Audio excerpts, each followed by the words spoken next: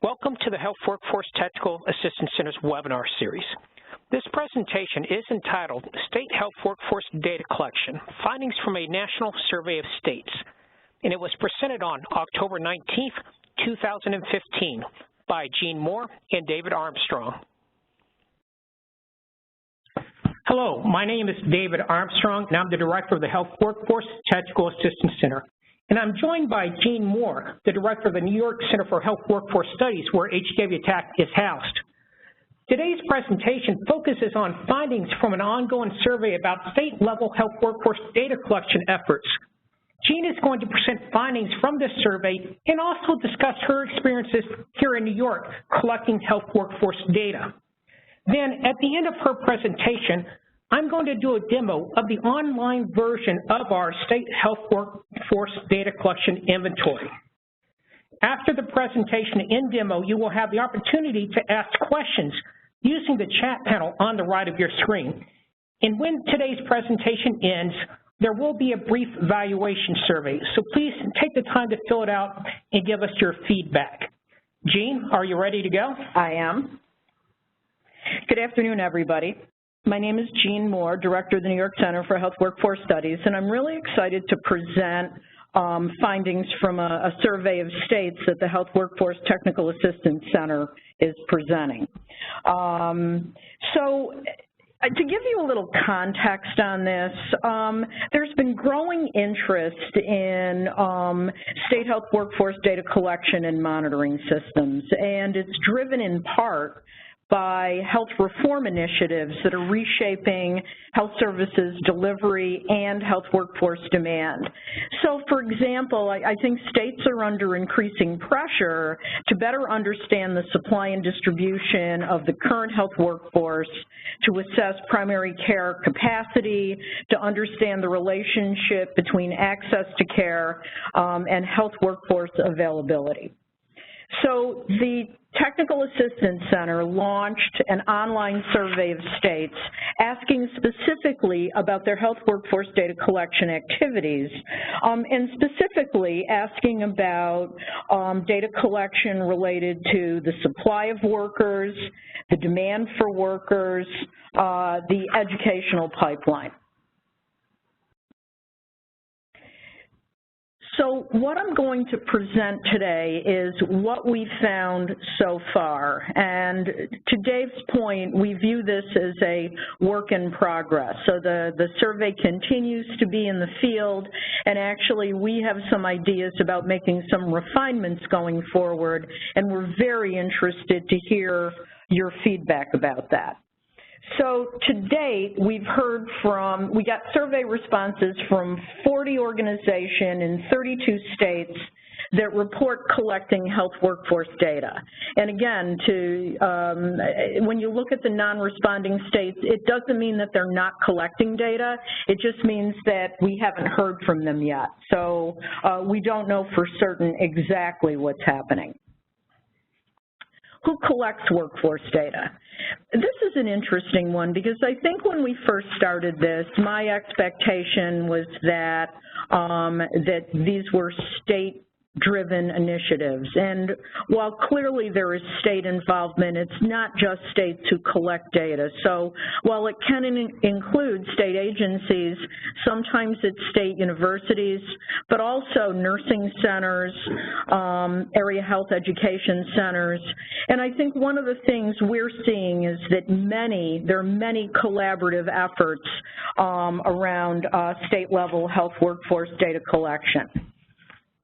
One of the first things we asked about was collecting data on health workforce supply. And again, 40 organizations in 32 states report collecting supply data. And there are a lot of different professions, but the professions that were mentioned most often included physicians in 27 states, nurse practitioners in 23 states, dentists in 22 states, and registered nurses in 22 states. There were a number of different supply data collection strategies. So we said, how do you collect your data? And 26 states said that they collect supply data routinely in conjunction with licensing, relicensing. And let me say that there can be a lot of variation in that. So sometimes the supply data questions are actually embedded in licensing forms. So as licensees renew licenses, the questions are already in there. Sometimes it's a voluntary survey associated with re-registration, and sometimes it's a mandatory survey. 8 states report using recurring surveys not associated with a licensing process. And some states report using different strategies for different professions, and that actually is the case in New York. And a few states report other strategies, such as telephone or in-person interviews. You know, again, I think that it's important to recognize that in some states, these may be works in progress. So, you know, we asked states, when you collect supply data, is it mandatory? Is it voluntary? Is it both? And as you can see from the responses, 19 said not mandatory, 10 said mandatory for all professions, 3 said mandatory for some professions. And actually, New York falls into that category where there's mandatory data collection for physicians and nurse practitioners, but not for other professions that we collect data on. So across all the states who responded, mandatory data collection was most likely for physicians and nursing professionals, including RNs, NPs, physicians, nurse midwives or midwives, LPNs, and CRNAs. We also asked states to tell us what supply data variables they collect, and found that most track with a minimum data set, that they followed the minimum data set guidelines, and most collect information on demographics, practice characteristics, and educational backgrounds. And 25 states report collecting health professional supply data in all 3 categories. So, of course, that begs the question, who's missing? And I will tell you that I added this slide in response to a colleague who said, oh, great, I can't wait to hear about activities, you know, health workforce supply data collection around home health aides. And I was a little concerned that, in fact, there may not be much of that going on. But I actually think there are a number of emerging titles where there is great interest. Care coordinators, care managers, patient navigators, community health workers. And I think what you find is that with these emerging titles, typically they're not licensed, and you find enough variation in qualifications and training that it becomes a lot harder to track. In terms of home health aides, again, they are a critical component of the health workforce. We just don't have a lot of information about them, and would love to hear from any state that collects workforce data on home health aides. And actually what happened is, after my colleague posed the question, I reached out to Liz Carter in Virginia, because I figured if anybody was collecting data on hard-to-track professions and occupations, that Liz would. And what she told me is that they actually collect information on certified nurse aides through a voluntary survey issued at a time when CNAs renew their certifications. So again, I think that the strategies may be a little more challenging, but clearly possible. And I've included a link to the website where the report on CNAs is actually available for those of you who are interested. So then, of course, the next question is, well, you collect supply data. What exactly do you do with it? And I wanted to give you some examples. And, again, I think there are probably a lot of things going on in a lot of different states. I wanted to share with you how we in New York use supply data. So one thing we do is estimate primary care capacities. So we look across the professions and say who is in a primary care specialty working in a primary care setting. 28% of physicians, about a third of nurse practitioners, 22% of PAs, and 70% of midwives. And again, it really helps us understand as we think about expanding capacity where we ought to be looking. Health workforce demand data. So organizations in 15 states collect health workforce demand data. And there is some variation in terms of profession, settings, and variables. So the most frequently targeted professionals, registered nurses, physicians, nurse practitioners, and LPNs. The most frequently targeted settings, hospitals and nursing homes. The most frequently collected variables, vacancies, recruitment difficulty, turnover, retention difficulty. And in New York, we produce an annual report called our Health Workforce Tracking Report that it really describes the supply and demand of health workers in New York, and findings from our demand survey are part of what's included. So we can describe by setting the professions that are most difficult to both recruit and retain. And not only does it look across settings, but it also looks across regions, so that you can find variation in regions, particularly when we have, large parts of the state that are rural compared to the very densely populated downstate areas. So it tends to be a pretty helpful way to understand what's going on. Another area is collecting information on the health workforce educational pipeline. Organizations in 19 states reported collecting information about the educational pipeline. And again, that took a variety of forms. So the educational pipeline data most likely to be collected for nurses, physicians, LPNs. It occurs on a regular basis in 17 states. So New York is engaged in collecting educational pipeline data, and we do it on an annual basis. Data are collected from educational programs in 15 states and from individuals in training in 7 states. And actually in New York, we do both, and I have a couple of examples I'll show you.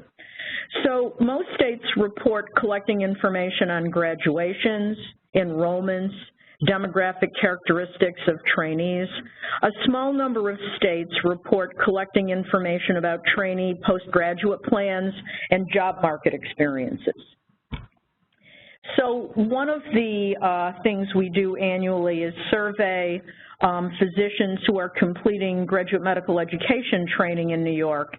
And one of the questions that has become of increasing interest to the state is the in-state retention of the new physicians who are completing training in New York. And we've actually been seeing something of a decline, although of late leveling off in terms of the number of physicians who opt to remain in New York for their first practice opportunity. In some other work we've done, there's clearly an association between graduating from a New York high school, attending a New York medical school, and completing GME training in the state. So that cohort was the cohort most likely to stick around for practice in the state.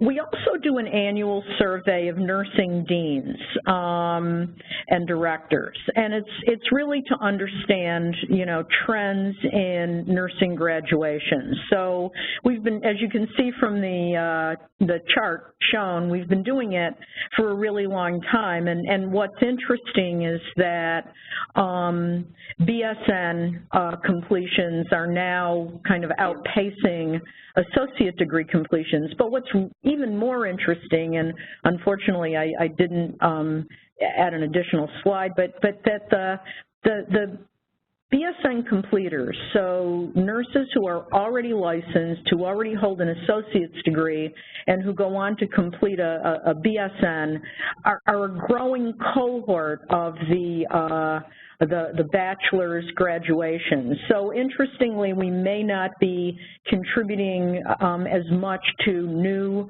RN capacity. So we're not seeing as many newly licensed RNs, but clearly the RNs we have are pursuing advanced education.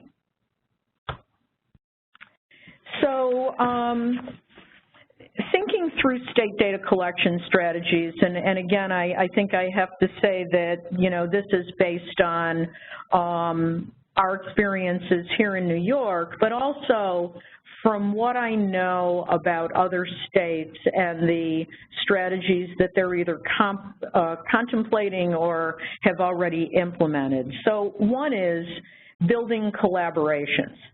So our educational pipeline surveys would not be successful without the support of GME program directors, of nursing deans and directors. Our demand surveys we do in collaboration with provider associations. So again, building relationships so that groups who are interested in collecting these data, sometimes for different purposes, can come together and do it. Whenever possible, link data collection to existing efforts. So, for example, the Hospital Association of New York conducts an annual survey of members about allied health workforce, and we've collaborated on a survey that includes things they want to know and we want to know for a number of years.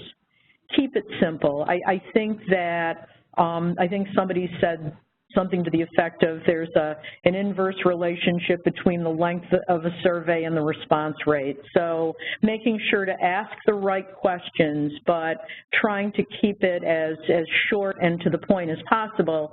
And again, on the supply data side, minimum data set is a great starting point. Using the most cost-effective, efficient strategies for data collection. And again, I think that in the case of supply data, linking to something that already exists, like, relicensure, et cetera, is probably a real good starting point for that. And then once you get the data, it is so important to share it. And, I can't say it enough, disseminate, disseminate, disseminate, and also consider things like data visualization strategies. I think that sometimes you're trying to get information to people who, could be, say, graphically challenged, that too many charts and tables, and it can make people's eyes glaze over. So trying to find ways to help them understand what the data say, what it means, why it's relevant to them. And finally, above all, stay relevant to state-specific issues. I think it's so important to have your finger on the pulse of what the state is concerned about and make sure that any of the data collected and the research and reports that are released really tie to those things. So now, Dave Armstrong is going to walk us through some of what's on the TA Center website around this survey for your information. Thank you, Jean. Okay. This is the Health Workforce Technical Center website. Hopefully some of you out there are already familiar with it. Now, to go to the Health Workforce Data Collection Inventory, you need to go over to the Resources tabs, and under that you'll see a link to it, State Health Workforce Data Collection Inventory. At this point in time, I'll also point out to you, that all our recorded webinars are under this tab as well. So if you want to go back and view previous events, this is where you go. But for now, let's go ahead and click on that State Health Workforce Data Collection Inventory tab.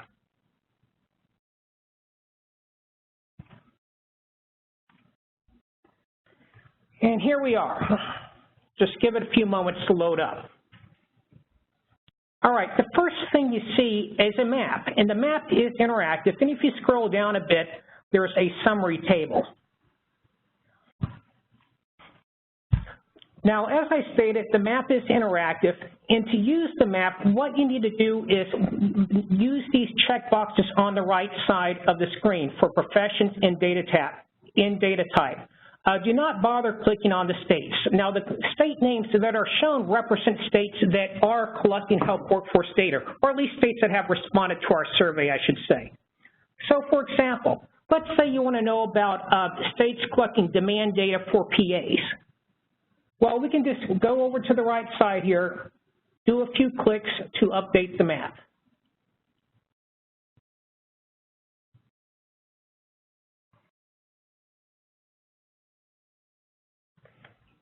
And there you have it. Those are the states collecting demand data for physician assistants. And you can look at other professions in a very similar manner. Now that we're at the top of the page, I want to point out a few other things before we go on to the summary table. First of all, if your organization has not completed the State Health Workforce Data Collection Survey, you can do so here by following this particular link, Complete the Data Collection Survey. Also, if you would like to review a report summarizing findings from the survey, that link is on this page as well. And it's a report, and it basically goes over a lot of what Jean already spoke about. But if you'd like a better copy of it, you can go there and download the report. And of course, if after today's event, if you have any feedback for us on the data collection inventory, things you'd like to see, changes you think would be helpful, etc., you can give us your feedback using the link right below that. And we would really like to hear from you about what you think about this data collection inventory. This is really kind of a version 1 of the inventory, and we intend to keep updating it over time. Now, going down the page a bit more, we see the summary table. And this is just a summary table of what states are doing, what type of data they are collecting. Are they collecting supply data, demand data, or education pipeline data? And for what professions they're collecting the data for. So if you scroll down the page a bit, we get to New York. And as you can see, New York is collecting demand data, supply data, and education pipeline data for a variety of professions. And if you want more information about what we're doing in the state, well, you can click on New York here in the table.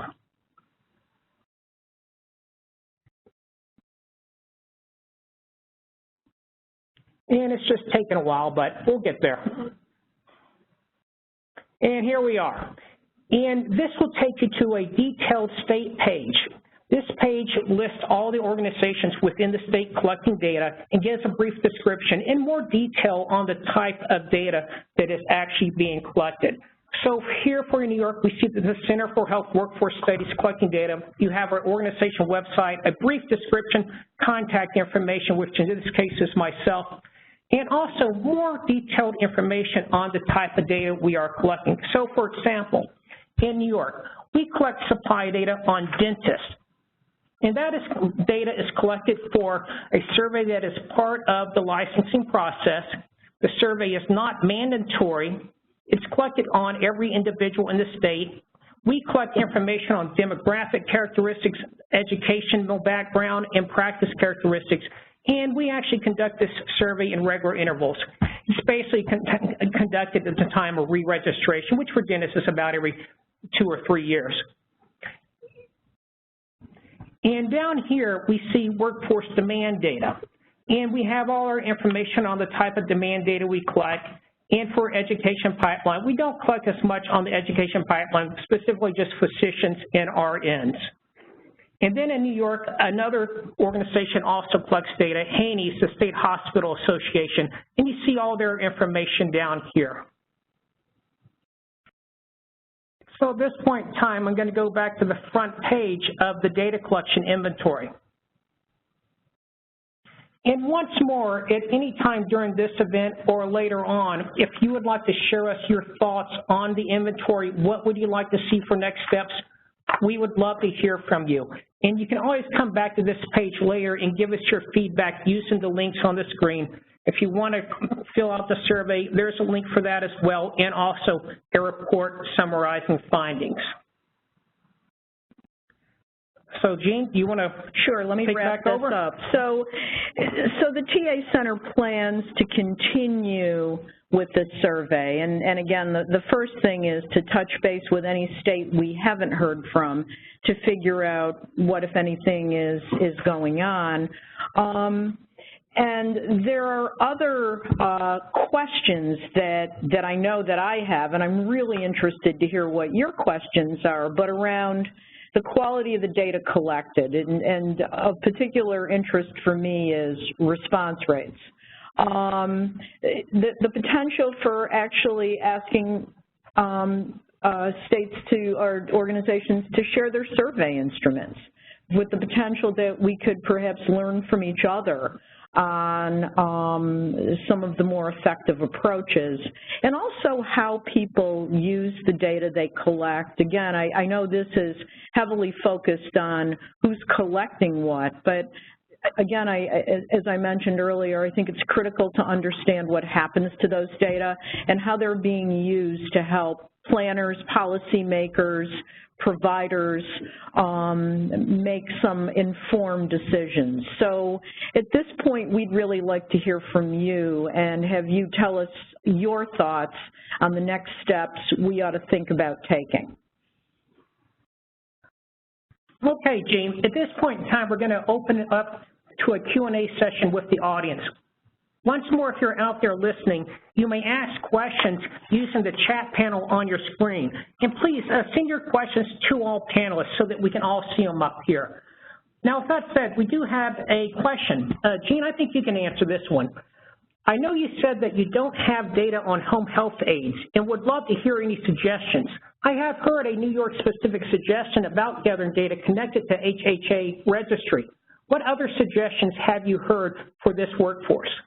Well, the issue of the home health aid registry is a really interesting one, and to be honest, I think that, you know, in New York, that's probably one of the best potential sources of data, but I think there are some caveats, and I think we've learned this anytime we've taken data from a database that is developed for administrative purposes and not necessarily meant for health workforce planning purposes. So I think you have to worry about things like the quality of the data. How often are the data updated? How, you know, to what extent are you actually capturing the current certified home health aid workforce, people who are actually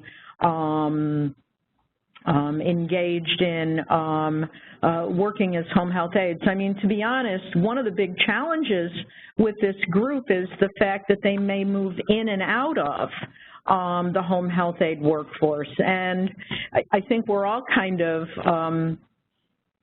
concerned a bit about the discussion, at least in New York, about raising the wage of fast food workers without thinking about the impacts that could have on other workers, particularly direct care workers who are also minimum wage earners. So again, the better the data, I think the more we can help inform the decisions of planners and policymakers. So again, the home health aid registry is something that I know that stakeholders in New York have had their eye on, but I think it would take some accommodation to have it be as useful as needed for understanding the home health aid workforce. Okay, Jean, next question. I think I might go ahead and answer this one. Do you collect information on how data is disseminated, particularly where someone might find a state's data? You know, that's a good question, and we do have we really only have one question on the data collection survey about dissemination, and that question is, are reports available about the data you collect on your website? And as of right now, we haven't included that information in the inventory, but we are planning to do so within the next couple weeks. So essentially, within the next couple of weeks, there will be a new, the detailed state pages will be updated to include that information. Say a yes or no, are there reports available on your website? And while we're also talking about upcoming updates to the inventory, another thing I want to do within the next couple of weeks is I'm going to go ahead and put down when this information was last updated. Like for New York, I believe we completed the survey back in July.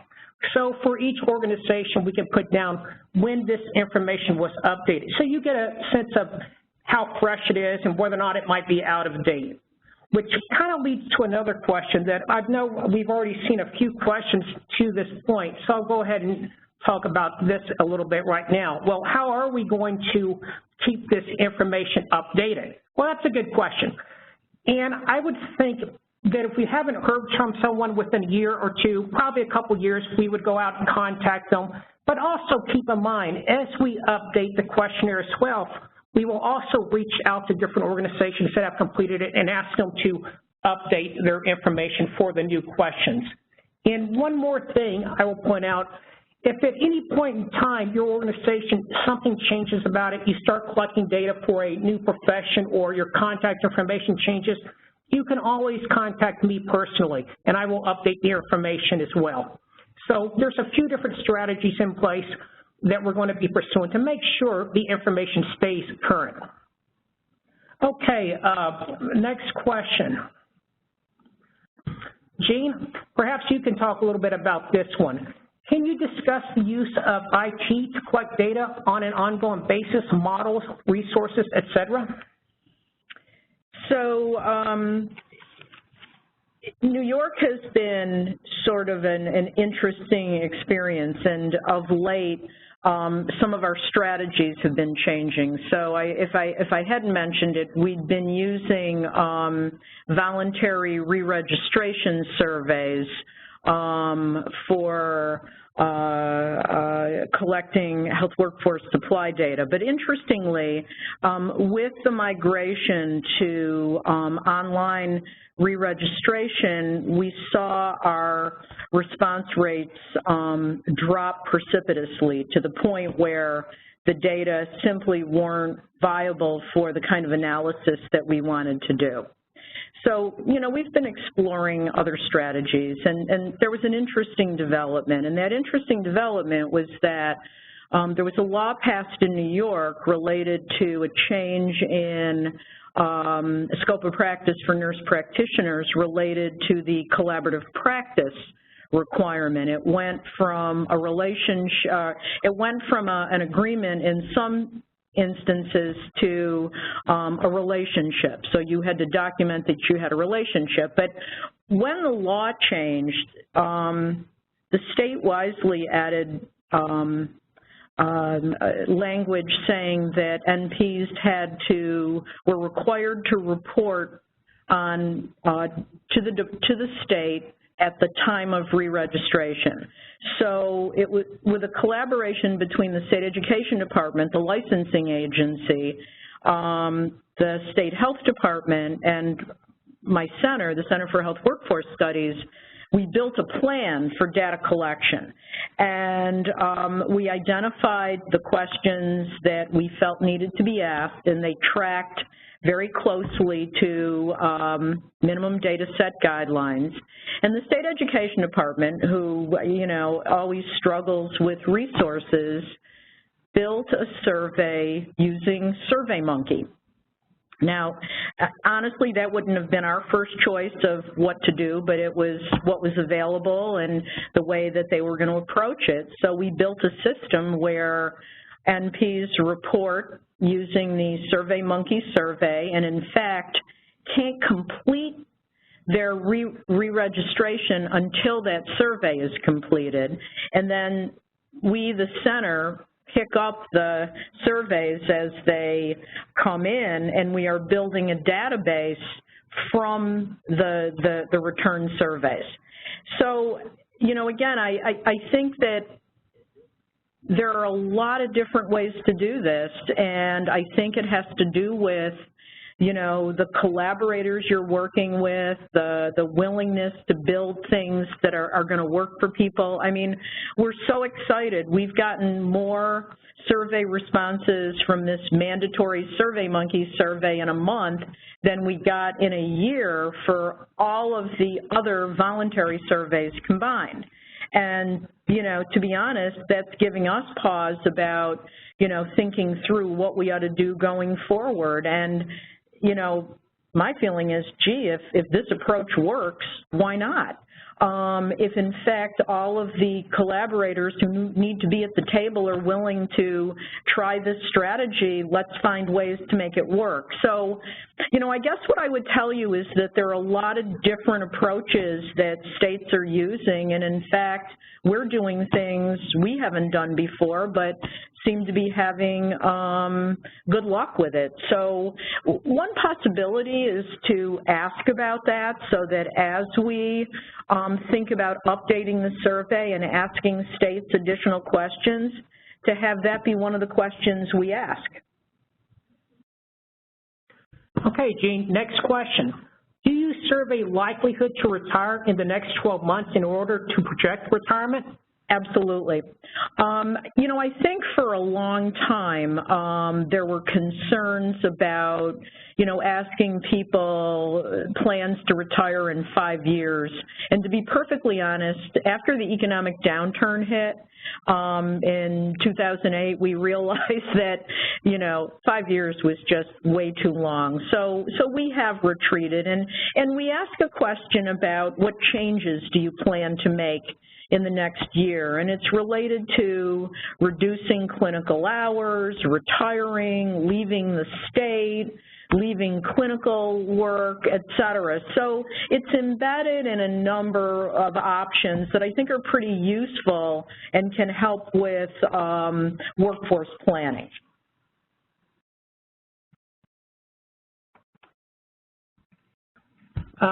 Do you plan to collect information about CNA based on the Promedic data? So, you know, one of the things that we saw from Virginia was that this was part of a survey, or this voluntary survey was embedded in a recertification for certified nurse aides. So I think that if there's strong enough issues in a state around understanding the CNA workforce, that to me is a viable strategy, that at the point where either home health aides or certified nurse aides are looking to renew their certifications, that would be a great strategy related to learning about them and updating information about them. I mean, you know, when you think about minimum data set, there are some questions that generally you should only have to ask once with, you know, not a lot of need to update, particularly around demographics, some of the education questions. But to be honest, what we really want to know about that changes is the issue of practice. Are you currently working? Are you still at your same job? You know, has your role changed, et cetera? So those are the sorts of things that I think we should be thinking about, and mindful that we shouldn't have to ask people the same questions over and over again, but to just say, tell us what's changed from the last time you updated. While states may collect data for administrative purposes, to what extent is that data shareable with researchers? Data security privacy issues seem to be a limiting factor. Does the survey include such a question? Simple answer, no. But I think that would be a very interesting question to add in the future. Is the data shareable? Is it available to other researchers? You know, it's really interesting with the nurse practitioner data that we're involved in collecting. The law actually says that there will be data, and not record level, you know, reported in aggregate, but available through the I think it's the health department, but there's a data website that the state has, and information about nurse practitioners will be available there. And we're working actually with the New York State Department of Health around what data we share and the extent to which we entertain requests for data that's perhaps more detailed from researchers. And to be honest, I think what happens is that when researchers come looking for more detailed, perhaps identifiable data, the first thing that we ask is, well, tell us what your research proposal is. What's your protocol? What are you going to do with the data? We also want to know that an IRB reviewed what they're proposing to do and approved it. And then usually we ask for a signed data use agreement that provides some specificity about, we're sharing this data with you, you're going to use it for A, B, C, D, E. If there's any changes, then you'll need to notify us and ask for approval to be able to do that. So I think it's important to be mindful. I think the issue of assuring confidentiality is really critical, but I also think that, you know, researchers could have such great opportunities to understand what's happening in the state's health workforce. So to the extent we can create mindful access, we should do just that. Okay, Jean, here's another question, really another suggestion for a question to add to the survey. For states that mandate data collection, do you or could you link to the enabling legislation so other states can see how the statute is written?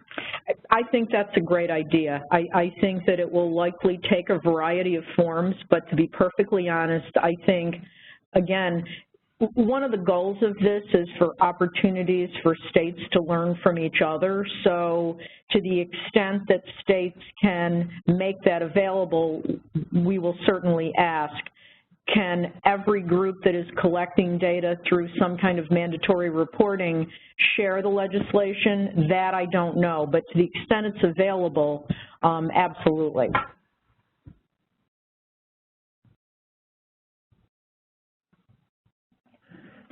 Next question. Any ideas about tracking community health worker data, given barriers such as a wide range of titles for the position or performing similar duties? To be honest, I think that there are a series of emerging titles around care coordination, and community health worker is among them, that we need to try to think through ways to learn more about them. I know that some states have enacted legislation. They have standard approaches to training, provide certification. I mean, to me, that is probably the best starting point, is looking at states that are creating more standardization in some of these categories, to think about what we could learn and the potential to learn once a community health worker obtains or requests certification, and collecting some of the data we'd need to better understand who they are and what they're doing. Okay, next question, Jean. Have you solicited survey respondents from the National Forum of State Nursing Workforce Centers or from state nursing boards? So, you know, it was really interesting when we designed the survey and said, okay, we want to know about any groups that are engaged in health workforce data collection. You know, we thought about primary care offices, we thought about the state nursing centers, because we understand that that is one of the things that they view as a not necessarily a mandate, but an ideal, that to the extent they can find the resources to engage in health workforce data collection. And to be honest, I really think that, you know, when we looked at the list of who's, you know, who are we most likely to survey, et cetera, and there were so many nursing titles on there, I think that there are probably that reflects the number of state nursing workforce centers who are actively engaged in workforce data collection. And now you ask about the state nursing boards. I think that typically you'll find a collaboration between nursing workforce centers and state nursing boards, you know, to the extent, and some of them are already integrated, where the nursing center may be an arm of a state nursing board. So I think there are different relationships, but to be honest, I think that some of the data collection we're seeing on nursing titles may come directly from efforts initiated by the nursing workforce centers.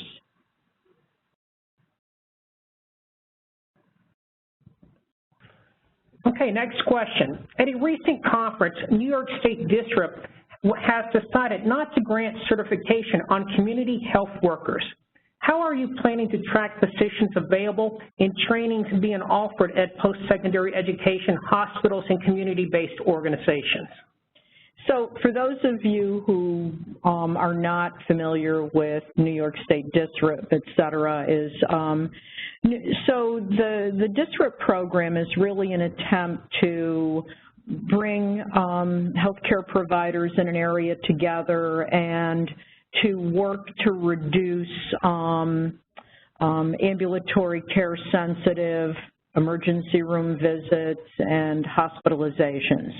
And I think one of the things that's emerging is that care coordination in a lot of different forms could go a long way to meeting some of those goals, that if we could build some stronger capacity for care coordination, and again, across a lot of different titles, it really could be extremely effective. So the question of, if there's no sort of political will to create standard approaches, and the question asked about community health workers, but to be honest, I think it's across a lot of these things, it really does become challenging. And all I can say is in the case of the district program, the performing provider systems are required to capture data about their workforce, and I'm actually very hopeful that the providers will have the foresight to say, you know, if we want to understand what's working, we need to know who's in our workforce and what their outcomes look like in terms of performance. So I'm really hoping that part of the reporting requirements related to the district program will actually facilitate a better understanding. You know, and one of the things I will tell you is that I was at a meeting where there was a discussion about the standardization, and there was a lot of pushback from providers, interestingly enough, saying, you know, we have something that works for us, and we're not really excited, at least right now, to move in a direction that achieves standardization, but causes us to lose flexibility. So I almost wonder if we're talking about sort of a work in progress that, you know, as providers become more comfortable with these titles and who's in these titles and what they're doing, that we could revisit that and think about ways to more closely study the care coordination workforce and the different titles associated with it. Okay, Jane, here's another question. Can you provide any examples of how states are using some of the data they collect? Well, I'm glad you asked that. So the Technical Assistance Center is also working on something called the Health Workforce Resource Guide. And this guide is designed to help people who are engaged in health workforce planning to kind of think through their strategies. There's a whole chapter devoted to the different methods they could take, et cetera. And then there's one whole chapter devoted to examples of health workforce research conducted by a broad array of stakeholders. So I think that will be out sometime this fall, and I think it will provide a wide range of illustrations of how one uses data. And one thing I want to say is that, I know we've spent a lot of time talking about, supply, demand, educational pipeline. I also think we need to think about strategies that bump this up to the next level and to be able to answer questions like, why does it matter? Why does supply of workers matter in relation to population health, in relation to health outcomes? So I think we need, don't get me wrong, I think that the data we're collecting is an important starting point, but then where do you go after that? One of the things we've had the fortune of getting access to is claims data, whether that be Medicaid claims data for the state of New York. We had opportunities to look at an all-payer claims database for some work we were doing in another state. And so being able to say, here's why supply matters, or here's what happens when you don't have what you need in the places you need. So again, I think I would characterize this, again, these data are critical, but it's important to perhaps move to the next level. Okay, Jean, I think we have time for one more question. A significant amount of occupational data are collected by the Bureau of Labor Statistics and the Census Bureau. Examples of demographic, wages, hours. What is the utility of these data to states, and where do they fall short? So we've actually just been through this because, as I mentioned earlier, response rates to our voluntary surveys dropped rather precipitously, and we simply didn't have the data we needed to be able to do some of the things, basic information, just basic a profile of registered nurses in the state, supply and distribution of physicians, et cetera. So we actually went to some of these sources. We used the American Community Survey to produce a research brief on the supply and distribution of nurses in the state, but, there are a lot of limitations, and it can't tell you many of the things that you'd want to know about nurses. And in fact, one of the issues is geographic limitations, that when you're using ACS, it's not easy to go below a state level and get anything meaningful. We've also looked at BLS data, but one of our concerns is it's about jobs, not people. And while I think jobs are very useful, and in fact, if you look in the tracking report I mentioned earlier, we draw on those data, but I think it's important to recognize that they're not telling you, how many people there are. So in a profession, let's say dental hygiene, where you have a lot of part-time workers, you could look at BLS data and say, wow, there's a lot of dental hygienists. And in fact, it's more likely that there's a lot of dental hygienists working in part-time jobs. And that's an extremely important distinction. So, again, I think that we've even looked at, we've purchased data from vendors, again, looking at, data. This is particularly in relation to physicians. And one of the things we can't get, no matter how hard we try, is information on clinical hours by location. So in order to do any kind of meaningful assessment of capacity, whether that be primary care or other specialties, you need a practice location, you need a specialty, and you need clinical hours. And to be honest, in my experience, I've just not found it, with the exception of the surveys that the center has administered where we ask physicians directly. So they're useful, we've used them, they'll show up a lot in the reports that we've done recently, but I would also draw your attention to the limitations section of those reports, because we are, reluctantly, we have to identify you know, what these data will and won't tell you. Thank you, Jean. And thank you out there for attending our webinar. Just to let you know, we will be posting our slides shortly to our website. So if you want to download them, check back very quickly at healthworkforceta.org. We hope to see you again in the future.